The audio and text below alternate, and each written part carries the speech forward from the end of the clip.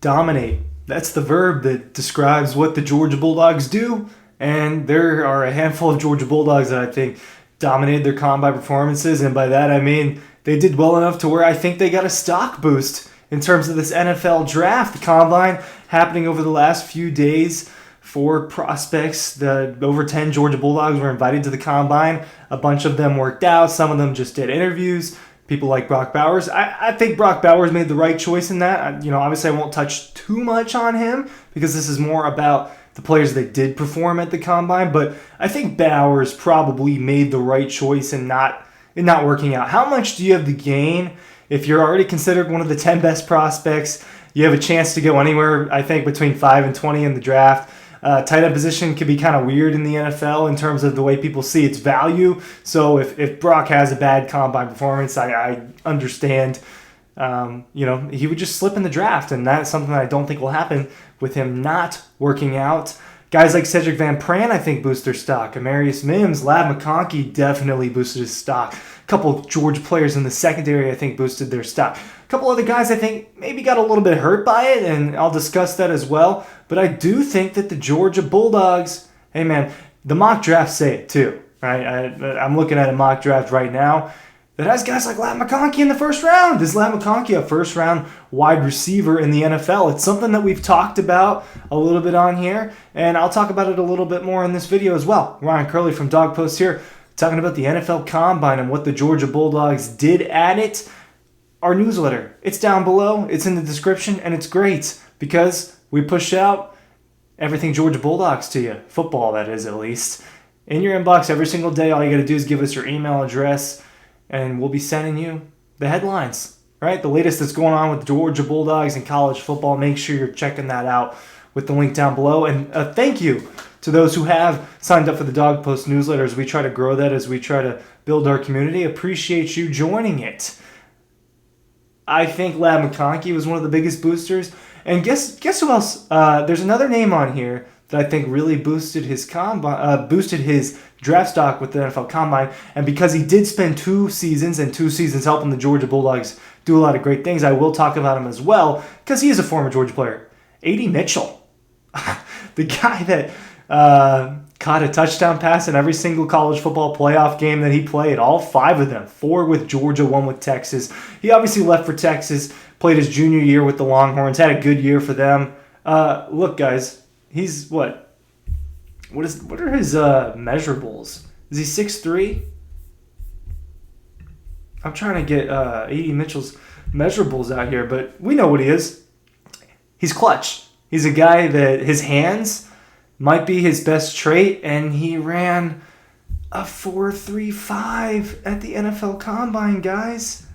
I mean, it was the second or third fastest wide receiver score. It was the third. All right, Xavier Worthy from Texas, his other former teammate, ran a 4.21. Brian Thomas from LSU ran a 4.33. And A.D. Mitchell was the third fastest receiver at this year's NFL Combine, running a 4.34. I mean, that wasn't the trait, as I'm making sure that goes away. That wasn't the trait that we've talked about with A.D. Mitchell over time. Is, what makes A.D. Mitchell really good? It was always the special catch ability, the catch and traffic ability, and it's because of those moments that A.D. Mitchell kind of gained that. What I think A.D. Mitchell's also really good at, I think he's underrated as a route runner, and obviously we underrated his athleticism. This is a guy, if he goes to the right team in the NFL, could be a star, right? When you talk about a guy with that kind of measurables, a guy that can make big plays like that, if there's one player in this NFL draft that is not afraid of the big moment and can do what's needed to do to win a ball game, it's Adonai Mitchell. And he is a former Texas Longhorn and a former Georgia Bulldog. And I think that his draft stock has kind of been cemented, like, in terms of wide receivers in this draft. And obviously, you've got Lab McConkey, you've got Marcus Rosemary-Jacksaint, and we're going to talk about A.D. Mitchell as well, just because he is a former Georgia player. This is a really good wide receiver class. Now, the top 3 are cemented, and that's Marvin Harrison Jr., Malik Nabers, and Rome Odunze. Order them the way you want. Those are definitely the 3, obviously, as prospects. They seem to be the 3 best wide receivers in this NFL draft, and then there seems to be a gap after that. Well, now, I think there's a question mark between, is it Brian Thomas Jr., the other LSU wide receiver, as the 4th wide receiver? Is it Xavier Worthy with the blazing 4.21 speed? Is it A.D. Mitchell? I think it could turn into A.D. Mitchell. And I think he was a borderline first rounder, and now I think A.D. Mitchell is a first rounder. McConkey, in my opinion, went from being a second rounder to a borderline first rounder with his combine performance. This guy runs a 4.39. He looked smooth during all the drills. And the thing about Ladd is, we knew he was fast. We knew he could do all of these things. His production isn't what it was that sticks out at you. About his time at Georgia, it was the eye test. I mean, Ladd McConkey, the route running, the juke ability, the solid hands. He could spin. He could make all these cuts. Remember that play against Florida where he catches it and just turns on a dime, turns the other way, and takes off and runs by people? Guys, those are things that happen in Madden, in the video game. Can't even get that to happen the way I want it to in the Madden video game. Ladd McConkey does stuff that is video game-like. He is kind of a little joystick. I just read a CBS mock draft that had him going 32nd to the Kansas City Chiefs. And read what this says real quick, and it's absolutely true out there, NFL teams. He has them. Daniel Jeremiah said on the NFL Combine broadcast that the rest of the league can't let the Chiefs draft Ladd McConkey. You can't. I mean, Patrick Mahomes being Ladd McConkey's wide receiver, he's going to turn into the Puka Nacua, right? The Puka Nacua this year's draft. Now, he's going to get drafted much higher than Puka Nacua. And that is a very, very... I'm not the one that came up with that take. A lot of people... And neither was Kirk Herbstreit, just for the record. I know he's the one that tweeted that recently. But I've seen this Ladd McConkey, Puka Nacua... I can't say his name. Those are some crazy names. I've seen the Ladd McConkey, Puka Nacua comparison for a few months now. Oh, this guy, he's going to be the one that comes out of nowhere and ends up being one of the best wide receivers in this draft. Look, his combine helped his stock. Amarius Mims is another guy I want to talk about. Ran a 5.07. That was like a top 10 in the O-linemen. Top 10 out of all the O-linemen. That 5.07 score for Amarius Mims, we knew he could run fast. I knew that he could run fast. I knew he could run really fast when I was let into the facility one time at Georgia, and you got to see all the stats on the wall, and you could see the fact that Amarius Mims was clocked at 19 miles an hour. And I was like, how does a guy that big run that fast?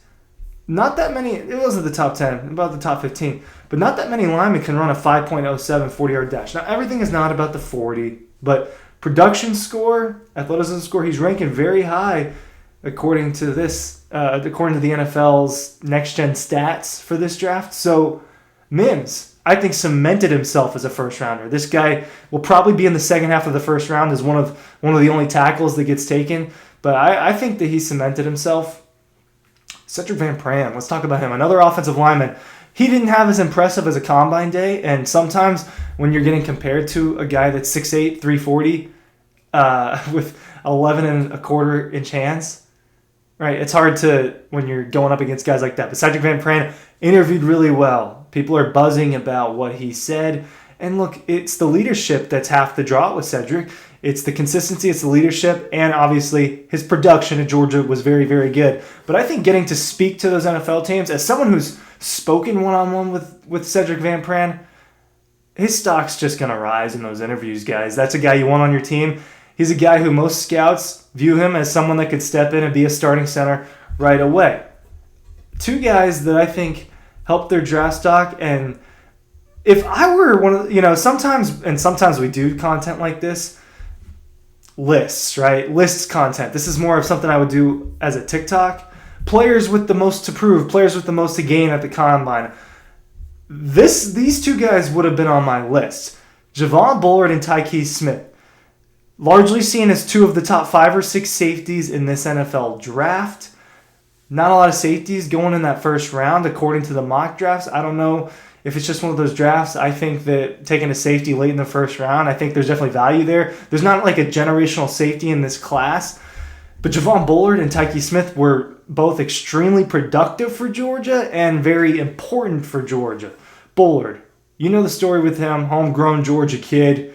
He makes his way onto the team. He's a lower-rated guy. He only plays 3 years in Athens. He's a 2-year starter. Played in the nickelback position in 2022. Played a deep safety in 2023. He showed versatility Obviously, the leadership was there, and the production was there for Javon Bullard. He got picks, he got fumbles, he got sacks, he had PBUs. He was all over the place. He runs a 4.47. And guess what? The guy in the Georgia secondary room that people were calling slow the last couple of years ran a 4.46. Tyke Smith, Georgia's tackle leader, Georgia's interception leader, a guy that was all over the field for the Dogs. There were some plays that he was lacking on, and because early on in the year, if you just watch him, right, there were some plays where it's like, what is Tyke Smith doing? But then he's just everywhere.